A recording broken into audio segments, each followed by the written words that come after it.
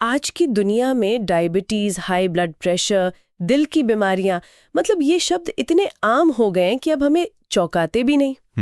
हमारे स्रोतों के मुताबिक लगभग 75 से 80% लोग किसी न किसी लाइफस्टाइल से जुड़ी स्वास्थ्य समस्या से जूझ रहे हैं। जी। पर क्या हो अगर इसका समाधान किसी महंगी दवा में नहीं बल्कि हमारी रसोई में ही छिपे एक पुराने खजाने में हो। आज हम एक ऐसे ही प्राचीन अनाज पर बात करेंगे जो एक क्रांति लाने का वादा करता है। हमारे पास millet man of India doctor Khadar Valli के काम पर कुछ नोट्स हैं, कुछ एकेडमिक रिसर्च है और सरकारी रिपोर्टें भी हैं। बिल्कुल, आज हम जिन भी बातों पर चर्चा करेंगे वो इन्हीं स्रोतों से ली गई हैं। तो हमारा मकसद क्या है? देखिए, हमारा मकसद 3 सवालों के जवाब खोजना है। पहला, ये बाजरा या मिलेट्स हैं क्या और इनमें ऐसा क्या खास है? ठीक है। दूसरा, अगर ये इतने ही अच्छे थे तो हमारी थालियों से गायब कैसे हो गए? ये बहुत जरूरी सवाल है। और तीसरा, इनकी वापसी हमारी सेहत और हमारे ग्रह दोनों के लिए क्या मायने रखती है? तो चलिए इस कहानी को परत दर परत खोलते हैं। चलिए शुरू करते हैं डॉक्टर खादर वल्ली से, जिन्हें मिलेट मैन ऑफ इंडिया भी कहा जाता है। उनका एक बड़ा सीधा साधा लेकिन बहुत गहरा फलसफा है। जब भोजन गलत हो तो दवा का कोई फायदा नहीं, जब भोजन सही हो तो दवा की कोई जरूरत नहीं। और ये सिर्फ कोई थियरी नहीं है। नहीं, बिल्कुल नहीं। वो हर दिन करीब 100 मरीजों का इलाज इसी सिद्धांत पर करते हैं। और उनका सिद्धांत वो 3 तरह के असंतुलन पर आधारित है: ग्लूकोज, हार्मोनल और माइक्रोबियल। अच्छा। उनके मुताबिक आज हम जो रोज खा रहे हैं, चावल, गेहूं, चीनी, दूध, ये सब हमारे शरीर में ग्लूकोज का स्तर खतरनाक रूप से बढ़ा देते हैं। कितना खतरनाक? मतलब कोई उदाहरण है हमारे पास? हाँ, एक उदाहरण से समझते हैं। जब हम 100 ग्राम चावल खाते हैं तो हमारे खून में लगभग 50 ग्राम ग्लूकोज पहुंचता है। 50 ग्राम? लेकिन शरीर को एक बार में कितनी जरूरत होती है? बस 5 से 6 ग्राम। क्या कह रहे हैं? सिर्फ 5 से 6 ग्राम? जी हाँ। तो सोचिए, बाकी का 44-45 ग्राम अतिरिक्त ग्लूकोज हमारे खून में तैर रहा है। बाप रे। डॉक्टर वली कहते हैं कि यही अतिरिक्त ग्लूकोज डायबिटीज से लेकर पीसीओडी, हाई ब्लड प्रेशर और दिल की बीमारियों तक की असली जड़ है। तो मतलब शरीर इस अतिरिक्त चीनी को संभालने के लिए लगातार एक तरह से लड़ता रहता है। बिल्कुल, एक संघर्ष करता रहता है। ये तो चौंकाने वाला है। मतलब हम जिसे पेट भरने वाला खाना समझ रहे हैं वो असल में शरीर पर एक तरह का बोझ डाल रहा है। सही बात है। उनके काम से जुड़े किस्से भी काफी हैरान करने वाले हैं। एक कहानी एक ऐसे डायबिटिक व्यक्ति की है जिसकी आंखों की रोशनी लगभग चली गई थी। डॉक्टर वली के बताए रास्ते पर सिर्फ 3 महीने चलने के बाद उसकी रोशनी वापस आने लगी और 9 महीनों में वो बिना इंसुलिन या किसी और दवा के फिर से सामान्य जीवन जीने लगा। हाँ, ऐसे कई किस्से उनके काम से जुड़े हैं। और वो किसी भी बीमारी के इलाज के लिए कोई जादुई दवा नहीं देते, बल्कि 5 खास तरह के बाजरे पर जोर देते हैं। अच्छा, जिन्हें वो श्री धान्य कहते हैं। जी, श्री धान्य या पॉजिटिव मिलेट्स। तो ये 5 कौन-कौन से हैं और क्या हर बाजरा एक ही जैसा काम करता है? नहीं, यहीं पर बात दिलचस्प हो जाती है। उनके अनुसार हर बाजरे का अपना एक खास गुण है। जैसे कि? पहला है फॉक्सटेल मिलेट यानी कंगिनी। ये नर्वस सिस्टम और मानसिक समस्याओं जैसे अल्जाइमर या पार्किंसंस के लिए फायदेमंद माना जाता है। अच्छा, नर्वस सिस्टम के लिए। दूसरा है कोडो मिलेट यानी कोदरा। ये खून को साफ करने, कमजोर इम्यूनिटी और डायबिटीज के लिए बहुत अच्छा है। 1 मिनट, तो ये सिर्फ पेट भरने के लिए नहीं है? ये तो ऐसा लग रहा है जैसे हर अनाज एक खास तरह की दवा हो, एक नर्वस सिस्टम के लिए, एक खून के लिए। बिल्कुल। ये तो कमाल है। बाकी 3 कौन से हैं? कहते हैं ये लिवर, किडनी और खराब कोलेस्ट्रॉल को नियंत्रित करने में मदद करता है। चौथा है लिटिल मिलेट या कुटकी, जो पुरुषों और महिलाओं में हार्मोनल संतुलन और प्रजनन प्रणाली की समस्याओं के लिए है। ठीक है। और 5वां है ब्राउन टॉप मिलेट, जो पूरे पाचन तंत्र, गठिया और थायराइड के लिए रामबाण माना जाता है। लेकिन डॉक्टर वल्ली का एक दावा बहुत बड़ा है। हमारे नोट्स कहते हैं कि उनका मानना है कि बाजरा लगभग हर बीमारी को ठीक कर सकता है, यहाँ तक कि कैंसर को भी। जी। 1 मिनट, कैंसर जैसी बीमारी का इलाज, ये एक बहुत बड़ा दावा है। क्या इस पर कोई व्यापक वैज्ञानिक सहमति है या ये मुख्य रूप से डॉक्टर वल्ली के अपने अनुभव और शोध पर आधारित है? ये एक बहुत जरूरी सवाल है। देखिए, स्रोतों के अनुसार ये दावा मुख्य रूप से डॉक्टर वल्ली के अपने दशकों के काम, उनके मरीजों पर देखे गए नतीजों और उनके अपने शोध पर आधारित है। अच्छा। वो मानते हैं कि जब शरीर का माइक्रोबियल और हार्मोनल संतुलन सही हो जाता है तो शरीर में खुद को ठीक करने की अद्भुत क्षमता होती है। Self healing. हाँ, हालांकि इसे लेकर व्यापक मेडिकल जगत में अभी कोई आम सहमति नहीं बनी है, लेकिन जीवन शैली से जुड़ी बीमारियों जैसे डायबिटीज और दिल की बीमारियों में बाजरे के फायदे अब वैज्ञानिक तौर पर भी साबित हो रहे हैं। ठीक है, ये समझना जरूरी है। तो अब सबसे बड़ा सवाल ये उठता है कि अगर ये अनाज इतना चमत्कारी है तो ये हमारी रसोई से बाहर कैसे हो गया? मुझे याद है मेरी दादी नानी बाजरे की बात करती थी, लेकिन मेरे माता पिता के दौर में ये लगभग गायब ही हो गया। हमने इसे खाना क्यों बंद कर दिया? इसका जवाब हमें 1960 के दशक में ले जाता है, हरित क्रांति के दौर में। अच्छा, ग्रीन रिवॉल्यूशन। जी, हमारे हाथ में जो अकादमिक शोध पत्र है वो इसी कहानी को बताता है। उस समय भारत भोजन की भारी कमी से जूझ रहा था। हाँ, वो तो था। हमें अपनी बढ़ती आबादी का पेट भरने के लिए ज्यादा से ज्यादा अनाज उगाना था, तो सरकार ने ज्यादा उपज देने वाली फसलों पर ध्यान दिया होगा। बिल्कुल, सरकार ने चावल और गेहूं की हाई यील्डिंग वैरायटी पर पूरा ध्यान केंद्रित किया। नई तकनीक, खाद, बीज, सब कुछ इन्हीं 2 फसलों के लिए था। और नतीजा? और हुआ ये कि चावल और गेहूं का उत्पादन तो 3 गुना बढ़ गया, पर इस सब की दौड़ में बाजरा जैसे हमारे पुराने पारंपरिक अनाज कहीं पीछे छूट गए, हाशिए पर चले गए। क्या हमारे पास इसे साबित करने के लिए कोई आंकड़े हैं? हाँ, आंकड़े इस कहानी को और भी साफ कर देते हैं। एक चार्ट के मुताबिक 1965 के आसपास मोटे अनाज यानी बाजरे की खेती का रकबा चावल से भी ज्यादा हुआ करता था। सच में? चावल से भी ज्यादा? जी हाँ, लेकिन हरित क्रांति के बाद तस्वीर पूरी तरह बदल गई। चावल और गेहूं की खेती का रकबा लगातार बढ़ता गया, जबकि मोटे अनाज की खेती का क्षेत्र 37 मिलियन हेक्टेयर से घटकर 24 मिलियन हेक्टेयर रह गया। और हमारी थाली पर इसका क्या असर हुआ? असर तो और भी गहरा था। ग्रामीण घरों में बाजरे की मासिक खपत 1977 में 3.2 किलोग्राम प्रति व्यक्ति थी, जो 2011 तक घटकर सिर्फ 0.53 किलोग्राम रह गई। ये तो बहुत बड़ी गिरावट है।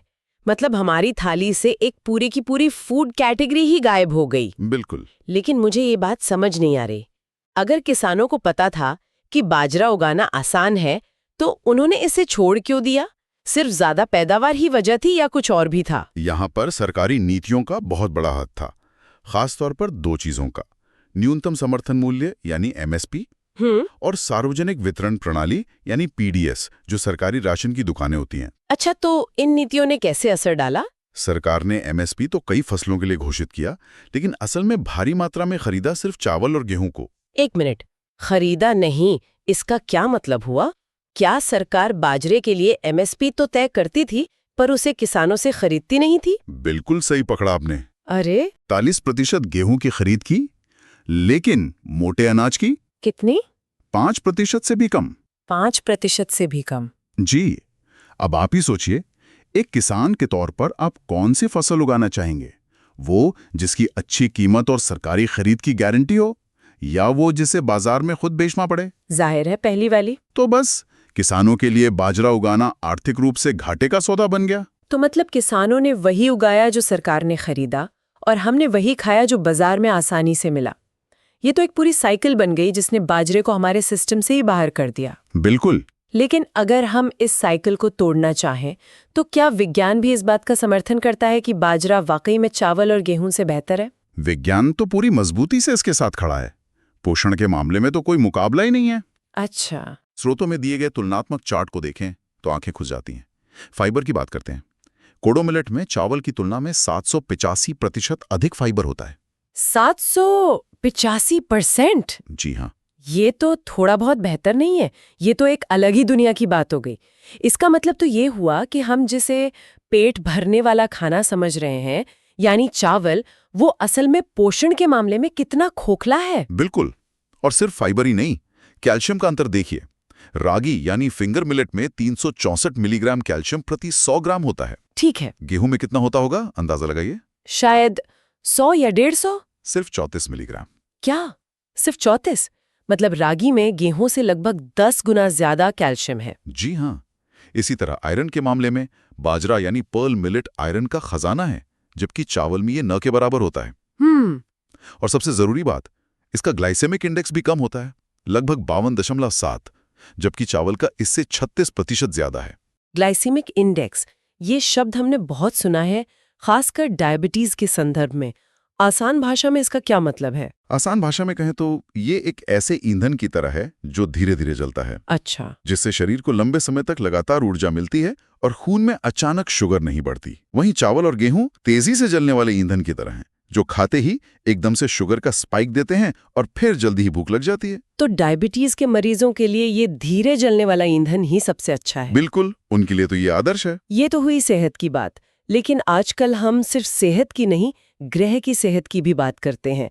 पर्यावरण के लिहाज से बाजरा कैसा है? यहाँ तो बाजरा एक सुपर हीरो की तरह सामने आता है। Super hero? हाँ, एक रिपोर्ट के मुताबिक बाजरे को चावल की तुलना में 70% कम पानी की जरूरत होती है। 70%? जी, जहां 1 किलो चावल उगाने में 4000 से 5000 लीटर पानी लगता है, वहीं बाजरा सिर्फ 600 से 1200 लीटर में उग जाता है।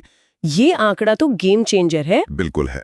ये सिर्फ एक फसल का विकल्प नहीं, बल्कि पानी बचाने का एक राष्ट्रीय समाधान लगता है। और सुनिए, ये गेहूं की तुलना में आधे समय में यानी 60 से 90 दिनों में उग जाता है। अच्छा। मतलब किसान एक ही खेत में ज्यादा फसलें ले सकता है। इसे कीटनाशकों की भी जरूरत नहीं पड़ती क्योंकि इसमें कीड़े कम लगते हैं। और सबसे हैरान करने वाली बात, ये जलवायु परिवर्तन के लिए पूरी तरह तैयार है। एक स्रोत बताता है कि ये 64 डिग्री सेल्सियस तक के तापमान में भी उग सकता है। 64 डिग्री सेल्सियस? जबकि चावल 37 डिग्री सेल्सियस के बाद ही खराब होने लगता है। मतलब जिस बढ़ती गर्मी और हीटवेव से हम सब परेशान हैं, ये फसल उसे भी झेल सकती है। ये तो वाकई एक फ्यूचर प्रूफ फसल है। सही कहा। अच्छा, बाजार में एक और बहस चलती है पॉलिश्ड और अनपॉलिश्ड बाजरे की। ये क्या है और हमारे लिए ये जानना क्यों जरूरी है? ये बहुत जरूरी सवाल है क्योंकि यहीं पर अक्सर लोग गलती कर जाते हैं। कैसे? बाजार में जो चमकदार साफ सुथरा बाजरा मिलता है वो अक्सर पॉलिश किया हुआ होता है। इस प्रक्रिया में मशीन से उसकी सबसे बाहरी परत, जिसे ब्रैन कहते हैं, उसे हटा दिया जाता है। लेकिन वो ऐसा करते क्यों है? अगर वो बाहरी परत इतनी ही जरूरी है तो? 2 कारणों से। 1, पॉलिश करने से वो दिखने में सुंदर लगता है। 2, उसकी शेल्फ लाइफ बढ़ जाती है और वो पकता भी जल्दी है। अच्छा, तो फिर नुकसान क्या है? सबसे बड़ा नुकसान ये है कि पोषक तत्वों का खजाना, फाइबर, विटामिन्स, मिनरल्स, सब कुछ उसी ब्रांड में होता है। ओहो। पॉलिश करने का मतलब है कि आपने अनाज का सिर्फ स्टार्च वाला हिस्सा रखा और उसकी आत्मा यानी पोषण को फेंक दिया। तो इसका मतलब है कि हमें हमेशा अनपॉलिश्ड बाजरा ही चुनना चाहिए, भले ही वो दिखने में थोड़ा खुरदरा और मिट्टी के रंग का हो। जी हाँ, असली फायदे उसी में हैं। हो सकता है उसे पकाने से पहले 6 से 8 घंटे भिगोना पड़े और पकने में थोड़ा ज्यादा समय लगे। लेकिन जो स्वास्थ्य लाभ हमने अभी गिने हैं वे सब अनपॉलिश्ड बाजरे में ही मिलते हैं। तो हमने आज जो कुछ भी खंगाला, उसका सार ये है कि बाजरा सिर्फ एक अनाज नहीं है, ये पोषण का पावर हाउस है, पर्यावरण का दोस्त है और हमारी कई स्वास्थ्य समस्याओं का एक संभावित समाधान है, जिसे हमने कुछ ऐतिहासिक और नीतिगत फैसलों की वजह से भुला दिया। बिल्कुल। डॉक्टर वल्ली तो इसे हर बीमारी का इलाज बताते हैं और व्यापक वैज्ञानिक शोध भी जीवन शैली से जुड़ी बीमारियों में इसके महत्वपूर्ण लाभों की पुष्टि करते हैं। हाँ, ये कोई संयोग नहीं है कि संयुक्त राष्ट्र ने 2023 को अंतर्राष्ट्रीय बाजरा वर्ष घोषित किया। हाँ, ये तो है। ये इस बात की वैश्विक स्वीकृति है कि हमें अपनी खाद्य प्रणालियों में विविधता लानी होगी और सिर्फ चावल गेहूं पर अपनी निर्भरता कम करनी होगी। और कुछ राज्य तो इस दिशा में कदम भी उठा चुके हैं ना? हाँ, कर्नाटक और ओडिशा जैसे राज्य इसे मिड डे मील और पीडीएस में शामिल करके एक बहुत अच्छी मिसाल कायम कर रहे हैं। वे इस बदलाव को जमीनी स्तर पर ले जा रहे हैं। तो ये एक पूरी तस्वीर पेश करता है, एक प्राचीन अनाज जो भविष्य की सबसे बड़ी चुनौतियों यानी स्वास्थ्य और जलवायु परिवर्तन का सामना करने के लिए पूरी तरह तैयार है। जी, और ये हमें एक बहुत ही बुनियादी सवाल पर लाकर खड़ा करता है। वो क्या? ये सारे स्रोत हमें एक दुविधा दिखाते हैं। एक तरफ कृषि का वो अर्थशास्त्र है जो अधिकतम उपज और कैलोरीज के लिए डिजाइन किया गया है, जिसने हरित क्रांति को जन्म दिया।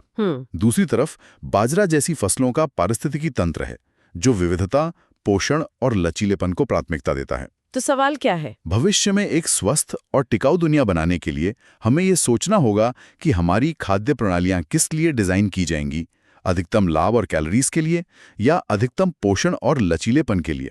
बाजरे की कहानी शायद इसी सवाल का जवाब है।